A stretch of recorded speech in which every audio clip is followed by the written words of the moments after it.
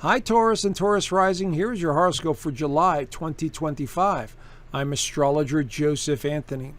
All right, we have a very dynamic month ahead, and this is because there's quite a bit of activity with your ruler, Venus, right here. So it starts off the month in your sign.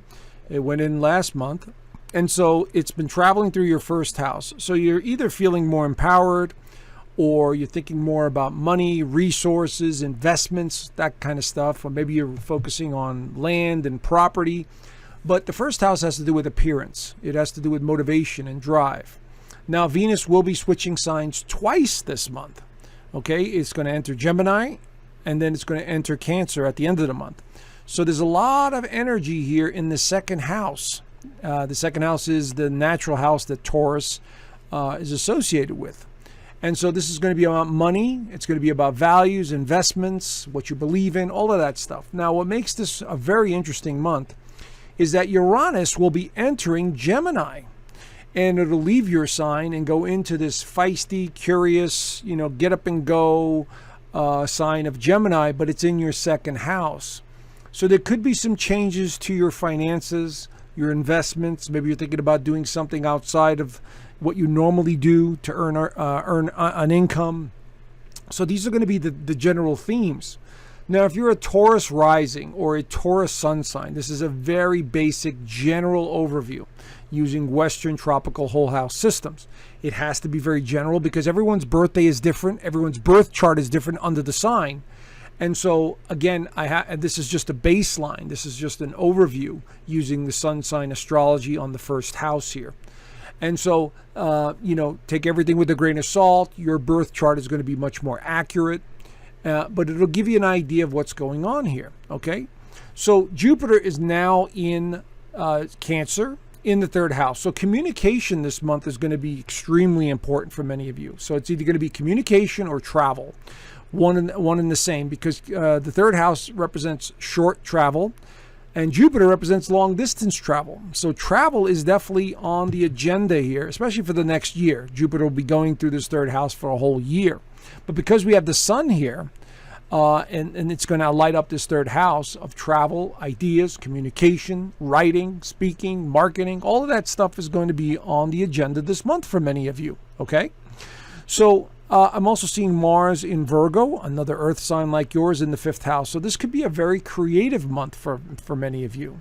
So with Venus starting off the month in Taurus, Mars being in Virgo, Jupiter being in the third house, lots of communication, lots of creativity, maybe some travel, some exploration. This is all the general theme of what I'm seeing going on here. So we begin the month on the 4th into the 5th, with Venus entering Gemini right there. And so it leaves your sign, goes into the second house. Now, this is all about duality. Gemini is the sign of duality. And so with Venus in Gemini, number one, communication goes up. Number two, all kinds of ideas about making money or investing or spending money. Okay, let's keep that in mind too, because the second house is about values. It's about resources. It's about the material side of life. Maybe you want to buy something new, like a car. Maybe you want to buy a bike. Whatever it is, whatever you see in your own life that you need. But Venus in Gemini generally is about communication of all kinds. It's not great for personal relationships in terms of romance because it's very fickle in Gemini, but it is still communication. So there's going to be a lot of communication this month, maybe with some people from the past, because we're going to have quite a few planets in retrograde this month. Okay, and we're going to get to that in a minute. So for the next 5.5 weeks, Venus will make its way through the second house, which could help you quite a bit with the finances, making more money, making some good investments, whatever. So again, depends on your own personal birth chart. But on the same day, later in the afternoon, on the 4th into the 5th, we have Neptune that's going to go retrograde in Aries right there in the 12th house. So dreams, imaginations, the past starts to resurface. It's the 12th house, this house of limitations. But Neptune in the 12th house is very psychic and very intuitive. And so as you go within and discover things, you'll be getting information and knowledge. It's like you're accessing the matrix, so to speak. So this could be very good over the next, couple of months as it goes retrograde. We also have here on the 7th into the 8th, Uranus enters Gemini as well. Now this is a total wild card because Uranus works very well in Gemini. Uranus did not work well in Taurus because your sign is very easygoing. It doesn't like change, and Uranus loves change. And so Uranus in Gemini is like, I will change every minute of the day. I will change every hour. And so this is very innovative. So maybe you're doing something new for income or investments that involves money. Okay, now the part that you need to be cautious of here is Uranus in Gemini could be surprises with money. So over the course of the next 7 years, as Uranus makes its way through the 7th house, there could be surprise expenses. There could be surprise income coming in. There could be surprises all over the board with your values and belief systems. Okay, so here we see a very interesting dynamic as Uranus makes its way through the 2nd house over the next 7 years.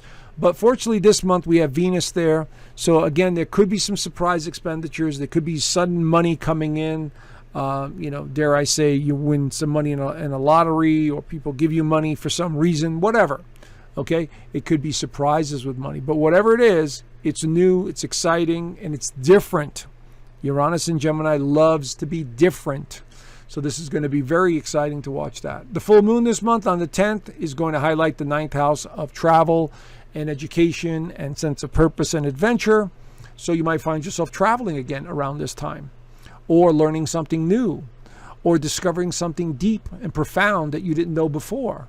Whether it's about religion, whether it's about politics, whether it's about your purpose. Capricorn, that falls all under the Capricorn umbrella. So you might find all of that as a surprise, along with Uranus being in that 2nd house. But whatever it is, the 9th house is more fortunate, and it could go your way in a sense. So let's say you're making an investment in something, and you find like, this feels right to me. I got to do it. That's what the kind of energy I'm talking about. You see? Now, Saturn is the 2nd planet to go retrograde this month. And there it is right there, also in the 12th house of karma, and because Saturn is karma. And so we have this sort of mystical, spiritual, I need to go within and go dig deep into my soul and spirituality. How does this world work? The mechanisms, all the choices I've made, and so on. She'll be questioning all of that with these two retrograde in this 12th house. So this will be the 3rd planet that's going to go retrograde this month. There's one more to come. Pluto's already retrograde, and now Saturn and Neptune. So let's continue. Mercury is the 4th planet to go retrograde this month. And there it is right there in the 4th house of home, feeling, and foundation. So this could pertain to family matters. It could pertain to real estate matters, or land, or something that you're involved in with a child, because the 4th and 5th house do represent children and family, close family. And so this is going back to someplace maybe you've been before. Mercury is in Leo. And so this could be a very creative time at home, or with land, or with real estate, or with a family situation or dynamics that you need to take care of. And so it's a review process. That's all it means, review. So at this point, we have 4 planets in retrograde, including Mercury. So it's definitely about the past, okay? It's about looking at the past. And by the way, the Sun in Cancer and Jupiter in Cancer can also be about the past. So there's a lot of past issues that are coming up this month. Now, the Sun enters Leo to help out quite a bit. And again, this is about the home, feeling, foundation. But this is very creative energy. So you might find yourself exploring new areas. You might find yourself wanting to remodel or repaint. Also, around the new moon, you might find yourself maybe moving because the new moon is going to inspire you to move, or something new. Maybe you're visiting people's homes, and you're meeting new people, that kind of stuff.